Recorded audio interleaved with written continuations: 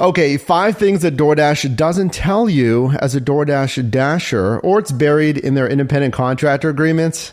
Have you read it? It was updated last year. It's okay, I got you. Number 1, super valuable. It's especially on the new screen here in 2023. It's how to determine if the customer actually left a tip. Why do I say that? Because here's the old screen and the new screen. The old screen had a pay amount that you'd expect to get as a DoorDash Dasher, the minimum, including the customer tip. Now, there's not a breakdown, so you couldn't see for sure how much of it was a tip, because DoorDash's base pay, their contribution, is $2 to $10. So now that's gone. You just see the Dasher pay, no expected customer tip on that first screen. So here's how you tell. If you see anything, any order that is under $4, firstly, don't take it. I mean, under $4, I don't really care if it's a half a mile or even a mile. It's really not worth my time to try to find the parking. Maybe it's going to go smoothly at the pickup, but there might be a wait time at the restaurant. But if it's under $5, what is that? That's basically all usually that DoorDash contribution of $2 to $10. They're offering you that $3.50, $4.50, $5, and that's it. So if you see something that's over $5, it's not a guarantee that the customer left a tip, but I would guess that DoorDash doesn't want to contribute more than they really have to out of that $2 to $10. So we would think maybe they contribute what? You'll see it in your pay breakdown, by the way, like $2, $3, and then a $7 offering. There's some tip from the customer there. Pay attention to number 2, especially if you're new or if you haven't logged on in a while, because I guarantee this happens. It's going to happen as a Dasher, is you will get, kind of related to the one we just talked about, you're going to get $2.50 orders, $3.50, $4 orders, like super low paying orders. I don't want you to think that it should really be the norm that you accept that. Like DoorDash will be happy all day if you accept $2.50 runs, $3, $3.50 runs. I don't want you to think that's the norm to make decent money on door. That's not going to make you decent money if you're taking $2, $3, $4 runs. Also, as an independent contractor, you're not going to get punished for declining those orders. You could literally get, and I've seen this all the time on any of the food delivery apps. I mean, even the ones that are gone, they're discontinued or acquired, that they'll keep sending you like $2, $50, $3, $4, $5 orders. You can keep declining them and you're not going to get punished.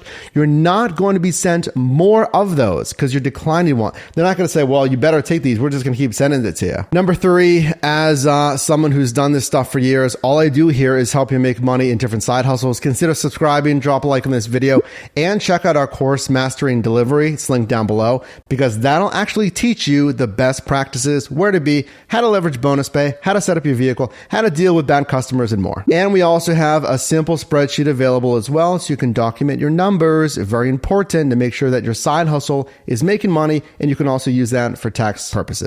Nationally, at least it's a little bit dated numbers. It's 2021, but I would still say it's basically the same in 2022 and 2023. That DoorDash reported nationally Dashers were making $25 an hour. The truth is, some markets will not be a good fit to do DoorDash insofar as you're not making enough money. So if you're driving without bonus pay and you're getting tips and DoorDash base pay, you're going to make what? Actually, comment down below. What would you make, or what do you make when you drive without the peak pay or challenges?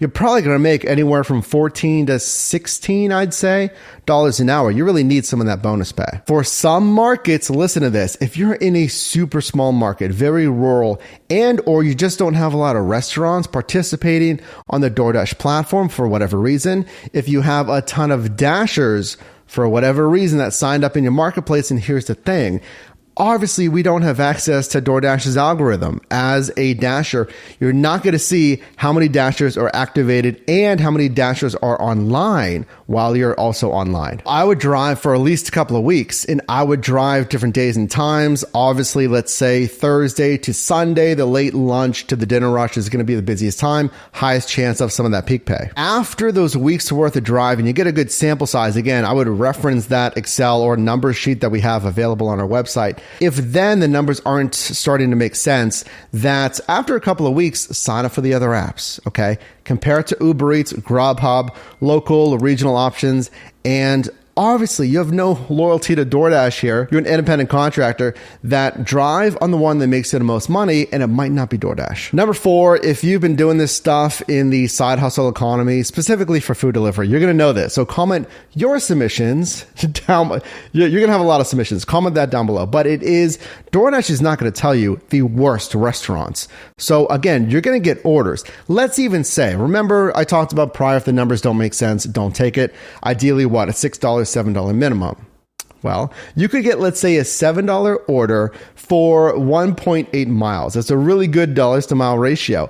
But if it's from an awful restaurant, here we go. Wendy's, Taco Bell. I've had problems at Popeyes.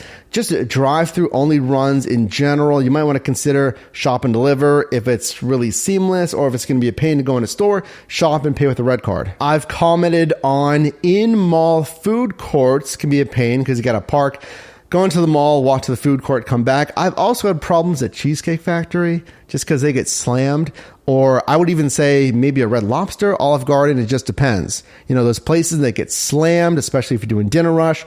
We got a lot of stuff going on. People are running around like crazy, like the team members, and you're just backed up because you're so busy. Oh, and McDonald's. So yeah, DoorDash isn't going to say, hey, we're going to send you these order requests.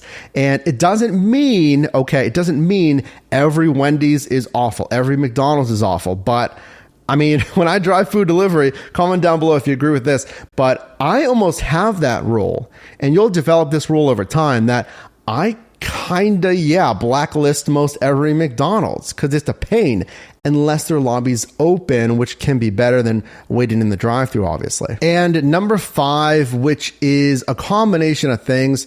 One thing that I hear some drivers do that can actually lead to deactivation if done wrong, and I'm not a fan of it, so let's clarify. DoorDash does mention this, kind of buried in their independent contractor agreement. So number 1, you can multi-app. As an independent contractor, you're not an employee, you're not locked as an employee to one app, just in case you didn't know that. So you can be online with all of these apps at the same time. Grubhub, Uber Eats, DoorDash, of course, local, regional options. That's number 1. Number 2, if you didn't know, there is verbiage in their terms of service, again, that says, yeah, you can do that, but as long as you're not interfering with, they say, the presentation and just like mess up the order in general. Put simply, I don't really want you to take multiple orders from different apps at the same time. It's a really tricky thing. The only time I've ever said that would work is if you have a restaurant. Once I did have 2 restaurants basically right next to each other. They were like, a couple of restaurants in between, a couple of shops in between. And I had this one from one app, this one from another app, and they're also heading to the basically same locations, like, within a block or 2 of each other. Obviously, if you didn't know, these apps are tracking you. The customer's tracking you, and honestly, their algorithms are tracking you. DoorDash has had for, a couple of years now, extreme lateness. So if you're extremely late over and over again, you can be deactivated. And it can also happen very quickly that you're doing this stuff, you're trying to juggle these apps thinking you'll be okay. But again, there's that little verbiage in the ICA for DoorDash that says, hey, if you're messing up the presentation or the quality of the food items, maybe they'll argue that not only is it extreme lateness, but if you're going in a completely different direction, and they can kind of assume you're doing something else, right? Personal thing, or you're just driving on a different app, that it's going to cause the quality of that food to be subpar. I guess what DoorDash would assume to be subpar.